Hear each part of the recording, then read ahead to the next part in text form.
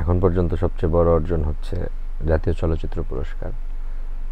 আর ব্যক্তিগত জীবনে আমার বউ, বাচ্চা, বাবা মা, এইসব ছবি যেটা। সালমান শাহর কাছ থেকে যদি যে কোনো একটা বিষয় তোমার নিতে বলা হয়, কোনটা নিবা? ওনার চলন বলন, ওনার মানে যে স্টাইল ওটা তো আমরা আমি বিশ্বাস করি যদি সব ঠিকঠাক থাকে আর ডেফিনেটলি প্রচারণা ঠিক মতো হয়, যে শাবনূর আপু কে এটা যদি বোঝানো যায় স্ক্রিনে এবং প্রচারের মাধ্যমে, তাহলে প্রচুর দর্শক আসবে এবং ফিমেল দর্শক তো কোনো ঘাটতিই থাকবে না। কিন্তু ওই সিনেমাটা দুর্দান্ত হবে। অভিনেত্রী হিসেবে কে দক্ষ, পরিমণি না বুবলি? পরীর সঙ্গে আমার আগে কাজ হয়েছে, যখন কাজ করেছি তখন অনুযায়ী ও বেস্ট ছিল অ্যাক্ট্রেস। রিসেন্টলি ও বেছে বুঝে শুনে কাজ করছে, নিশ্চয়ই ওর জায়গায় এখন যেহেতু কাজ হচ্ছে না, ওই অর্থে ডোডোর গল্পে কয়েকদিন শুটিং করেছি, ও যেই ক্যারেক্টারে কাজ করছে খুব ভালো করেছে, ওর জায়গায় ও দক্ষ।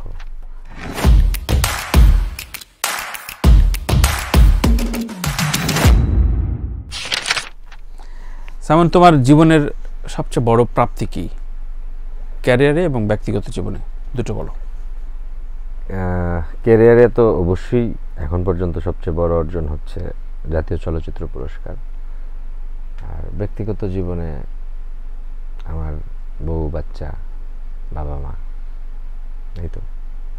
তোমার ফ্যান বা তোমার ভক্তের উন্মাদনা, ভক্তের আকুলতার জায়গায় কোন স্মৃতিটা খুব তাড়ায়, যেটা মনে হয় বাহ, জীবন অনেক সুন্দর? এখনো যখন আমার সঙ্গে কেউ এসে একটা ছবি তুলতে চায়, আমি অনেক ব্যস্ত, দেখা যায় সেটা তো তিনি বুঝবেন না, আমার যেতে হবে বা কাজটা করতে হবে।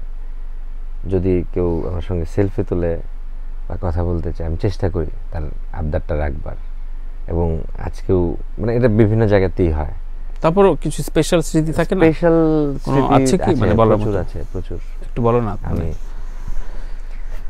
সিনেমা হল থেকে বের হওয়ার সময় তো এটা সবসময়ই হয়, দেখা যায় যে অনেক জায়গা থেকে মানে দৌড় দিয়ে আসতে হয়েছে, মানে একদম একবার লাস্ট হয়েছিল মানে অনেক দিন আগে, মানে এটা একদম মনে রাখবার মতো। আমার গাড়িতে আমি ড্রাইভ করছিলাম, আমি মাস্ক পরা, তো দর্শকরা সিনেমা হল থেকে বেরোচ্ছেন, এটা আমার সিনেমা ছিল না, আমি যাচ্ছিলাম কুমিল্লার দিকে। আচ্ছা, তো মানে আমার গাড়ি প্রায় নষ্ট হয়ে গেছিল আর কি।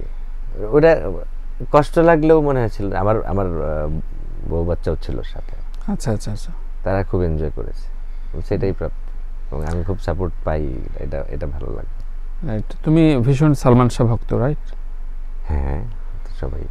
সালমান শাহর বেস্ট 3টা মুভির নাম বলতে বললে তুমি? প্রথমেই জীবন সংসার আমার খুব ভালো লাগে, আমার ওস্তাদের সিনেমা।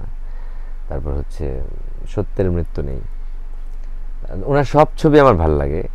তারপর হচ্ছে ধরেন কেমন থেকে কেমন, প্রথম ছবি যেটা। সালমান শাহর কাছ থেকে যদি যে কোনো একটা বিষয় তোমার নিতে বলা হয়, কোনটা নিবা? ওনার চলন বলন, ওনার মানে যে স্টাইল ওটা তো আমরা পারবো না মনে হয়। ওনার বলেই এখন সবাই ভেঙে ভুঙে খাচ্ছে আর কি। সত্যি ট্রু। সেই কবে, তাই না? সেই কবে 97-96 চলে গেল, এখনো সমকালীন, এখনো আধুনিক, এবং আমার মনে হয় যে আরো পরেও তিনি আধুনিকই থেকে যাবেন। সালমানের খুব মানে মানে সম্পর্কিত জুটি শাবনূর অনেকদিন পর ফিরছেন, দুটো ছবি অলরেডি অ্যানাউন্সমেন্ট হয়ে গেছে। কি মনে করো, শাবনূর এই বয়সে, এই সময়, এই মুটিয়ে যাওয়া শাবনূরকে নেবে কিনা দর্শকরা?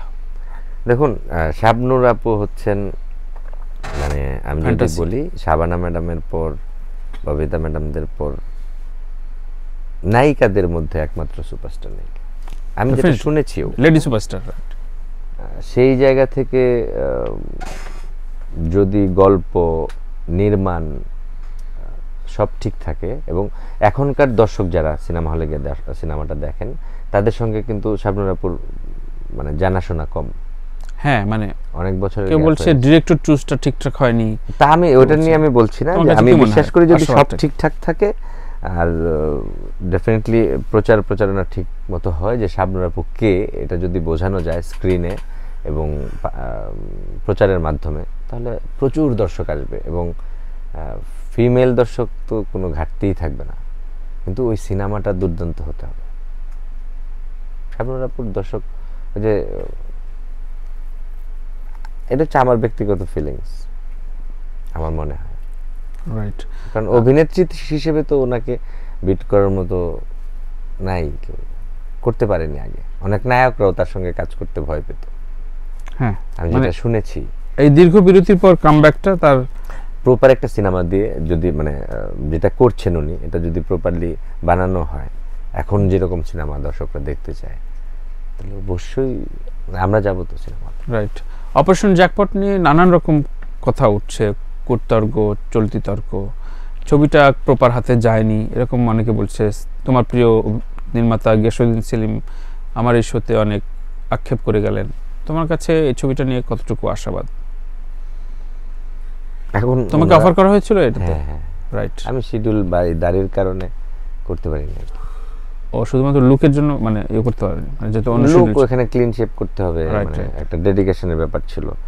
আর মানে হুট করেই আমি ওই সিনেমাতে কেন ঢুকবো? মানে ঐতিহাসিক ছবিতে নিজেকে তৈরি না করে যাওয়া উচিত না, আমার কাছে সেটা মনে হয়েছিল। মানে তৈরি হওয়ার সময় দেয়নি, মানে সময় দেয়নি, মানে আমি মানসিকভাবে প্রস্তুত ছিলাম না। আচ্ছা আচ্ছা, তাই না? তো নীরব ইমনরা ভুল করলো বলে মনে হয়? আমি সেটা বলছি না তো, ওনারা তো ক্লিন শেপ করেছেন, ওনারা নিশ্চয়ই প্রস্তুতি নিয়ে কাজ করছেন। তো বলা হয় না এটা সত্য যে মুজিবের পরে সবচেয়ে বড় বাজেটের সরকারি ছবি এটাই, সরকারি অনুদানপ্রাপ্ত ছবি। সো কেমন হবে বলে মনে করো তুমি? অবশ্যই আমরা আশা করি ভালো একটা সিনেমা হোক, এটা মানে হওয়া উচিত। কারণ মুক্তিযুদ্ধের সময় অনেক বড় ভূমিকা রেখেছিল এই টিমটা, যাদের মানে চরিত্র অনুযায়ী এক একজন কাজ করছেন, সেই সত্যতা রেখেই যেন স্ক্রিনে আসে এবং অনেক সুন্দর একটা সিনেমা হয়। আমাদের মুক্তিযুদ্ধের ইতিহাস যেন কোনো কারণে, মহান মুক্তিযুদ্ধের ইতিহাস যেন কোনো কারণে মানে। তোমার প্রিয় 4 জন পরিচালকের নাম বলেছো যাদের ছবি তুমি করতে চাও। বাংলাদেশে বেদের মেয়ে জ্যোৎস্না রেকর্ড ভেঙে দিয়েছে নাকি হিমেল আশরাফের প্রিয়তমা। হিমেল আশরাফের নাম পেলাম না। হিমেল আশরাফের ছবিটা তোমার কাছে আপ টু দ্য মার্ক মনে হয়নি? এক একজনের এক এক ধরনের ইচ্ছা থাকে, চয়েস থাকতে পারে, সেটা আমার ব্যক্তিগত মতামত। তুমি ওই 4 জনের ছবি করতে চাও? তোমার করতে চাই অবশ্যই। হিমেল ভাইয়ের সঙ্গে আমার কথা হয়েছে যে আপনার সঙ্গে আমি কাজ করতে চাই। ওনার যেই টাইম শিডিউল, ওই অনুপাতে নিশ্চয়ই সময় হলে ওনার সঙ্গেও কাজ করবো। উনি নিজেই ব্যস্ত। জাকির হোসেন রাজু তোমার মানে এই ক্যারিয়ারের গডফাদার এবং ওস্তাদ, সেই জায়গা থেকে রাজু ভাইয়ের তোমার করা ছাড়া কোন কোন ছবিগুলো তোমার ভীষণ মনে দেয়, যার জন্য তুমি ফ্যান হয়েছো? জীবন সংসার, এই জীবন তোমার আমার, নিঃশ্বাসে তুমি বিশ্বাসে তুমি, মিলন হবে কতদিনে, ভালোবাসলেই ঘর বাঁধা যায় না, মনে প্রাণে আছো তুমি। এই পরের 2টা সিনেমাগুলোতে আমি ছিলাম, স্যারের সঙ্গে আমি সেটে যেতাম, গান আমার সামনে হয়েছে। মানে হয়তো আমি সরাসরি অ্যাসিস্ট করিনি, কিন্তু আমি মানে সেটে থাকতাম। রাইট। তুমি যেহেতু বললা যে তোমার হাউস থেকে তুমি সিনেমা বানাবা সামনের নিজস্ব প্রয়োজনায়, তো সব কাস্টিং বাংলাদেশি থাকবে নাকি কলকাতার কাস্টিং থাকতে পারে? বাংলাদেশ হবে গল্পের প্রয়োজনে, ভবিষ্যতে যদি কখন আবার বানানো হয় তখন আসবে।